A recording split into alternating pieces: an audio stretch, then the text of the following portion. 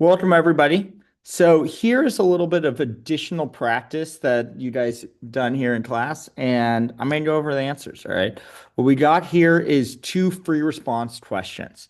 All right. So these are things that types of problems you might see in tests, specifically if you end up taking the AP down the road. These are very AP, these are AP style questions. Okay. So that's why they have less fun country names and are a little less creative than there. So let's go through. We'll go through the first one, then we'll go through the second one. Okay. Country X and Y are trading partners and both produce furnaces and solar panels. The countries can produce the following amounts using equal amounts of resources. Country X, 6 furnaces or 8 solar panels. All right. Country Y, 6 furnaces or 12 solar panels. Um, cool. Well, again, comparative advantage problem. I'm going to make a little table. It is going to help me out down the road, specifically when I get to problem D here. All right. So we have X, Y for countries, and we have furnaces and solar panels. Okay. All right. And it said country X can produce six, Y can produce six for furnaces, 8 solar panels, and 12 solar panels for country Y. All right, if you can't see, hopefully you can read down below, and you should have seen this already if you did the work. All right, I know I may need to find the opportunity cost to find comparative advantage, and it's going to help me out with the terms of trade. So, all right, 1 furnace for country X. They're going to give up 8 to get 6, 8 solar panels to get 6, so 4/3 of a solar panel. All right. And if I'm country X and I want to make 1 solar panel, all right, I'm going to give up 6 furnaces to get 8, so 3/4 of a furnace. All right. And if I'm country Y and I'm going to make 1 furnace, all right, I'm going to have to give up 12 solar panels to get 6, so 2 solar panels. And if I'm country Y and I want to make 1 solar panel, I may have to give up 6 furnaces to get 12. So per unit there, that's going to give me, all right, 1/2 of a furnace. Okay. And I'm going to just already circle here. All right. 1/2 is less than 3/4. All right. And the following one, 4/3 is less than 2 for terms of furnaces. Okay. So let's dive into the problems and the questions again. All right. Question A, who has an absolute advantage in solar panels? Well, who can make more?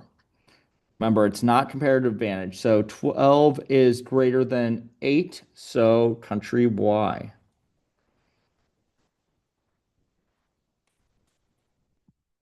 Okay.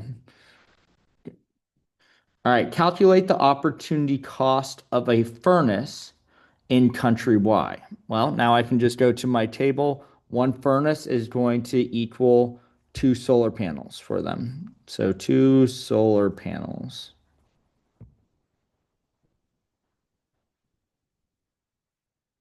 All right. Panels is spelled with one N, but that's okay. All right. Which country has a comparative advantage now in producing furnaces? Well, we already did that. Country X here.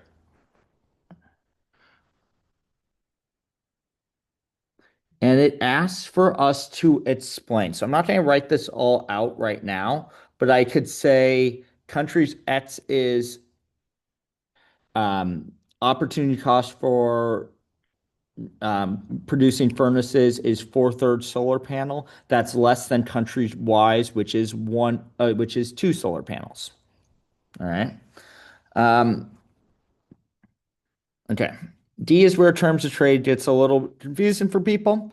And even myself at times will, get things mixed around. So if the terms of trade were that two furnaces were exchanged for one solar panel, okay, should country X produce solar panels domestically or import solar panels from country Y? So right now I know it's one for something. So I'm looking in this column here on the right, and I'm looking at it from country X. So remember, country X is the one who is producing furnaces. Okay, so they would be selling, um, or in a trade situation, they would be the one producing and exporting furnaces. Um, so with that, if they were to make one solar panel, all right, it would cost them three-fourths of a furnace.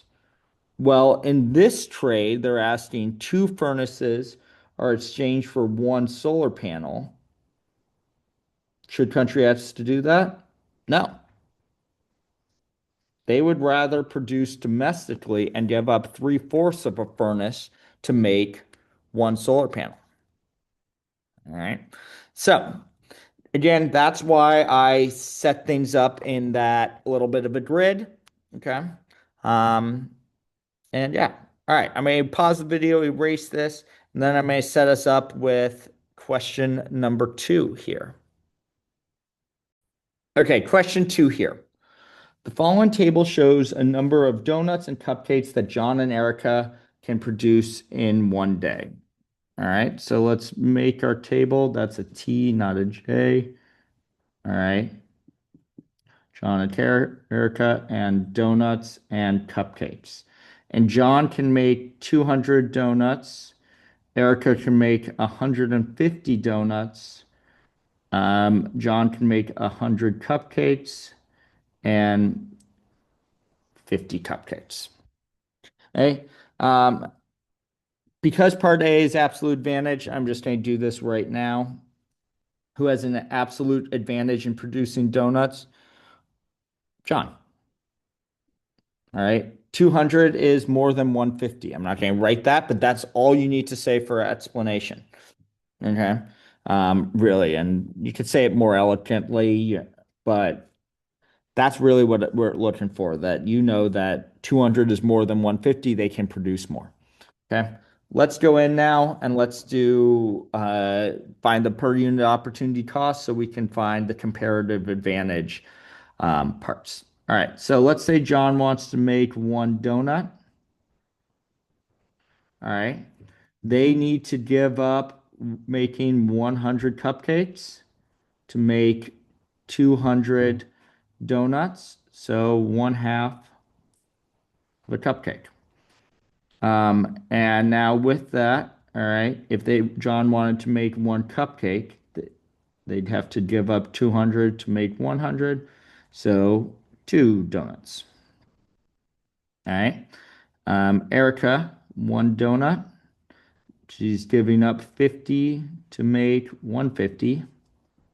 So one third of a donut, or sorry, of a cupcake. And Erica also, if she wants to make one cupcake, she got to give up 150 to get 50. So three donuts. Okay. All right. With that, all right. Who has a comparative advantage in donuts? All right. It looks like Erica. And cupcakes looks like John. We're looking for that lower opportunity cost. So for question B, who had comparative advantage in donuts? Erica. All right. C, we get a terms of trade problem. Okay. So assume that John and Erica decide to specialize according to their comparative advantage, and that one cupcake is exchanged for four donuts. So I'm going to just write that down so I can kind of remember this. One um, cupcake for four donuts. Okay. Okay. All right. Is this beneficial to John? Okay. John specializes in cupcakes.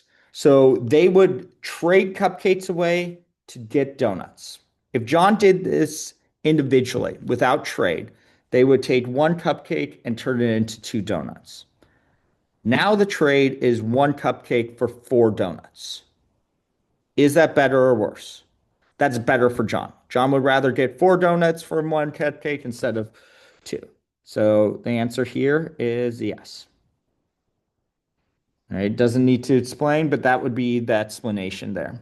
All right. Now, is this beneficial to Erica? Well, Erica is trading away donuts. Normally, to make one cupcake, Erica needs to give up three donuts.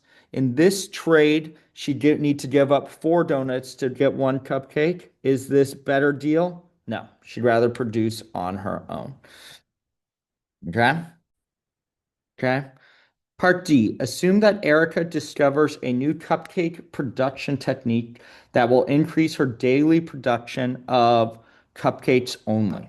Using donuts on the horizontal axis, draw a correctly labeled PPC for Erica, before and after. Okay, so we have Erica. They said um, using donuts on the horizontal, donuts, cupcakes. All right. We know some information for Erica. She can make 50 and 150. You know, this is going to be a straight line. All right. And this new production technique will increase the amount that she can make. Well, it's only producing donut and getting help for donuts. So what will this do? And we can label this PPC1. Well, it's going to push out her ability to make more donuts. Is it going to affect her cupcakes? No. So we have a new line here, PPC2, right? We have no idea how many of new numbers, so it does not matter on that. And that there now is this second problem. Have a good day, and I'll catch you all later.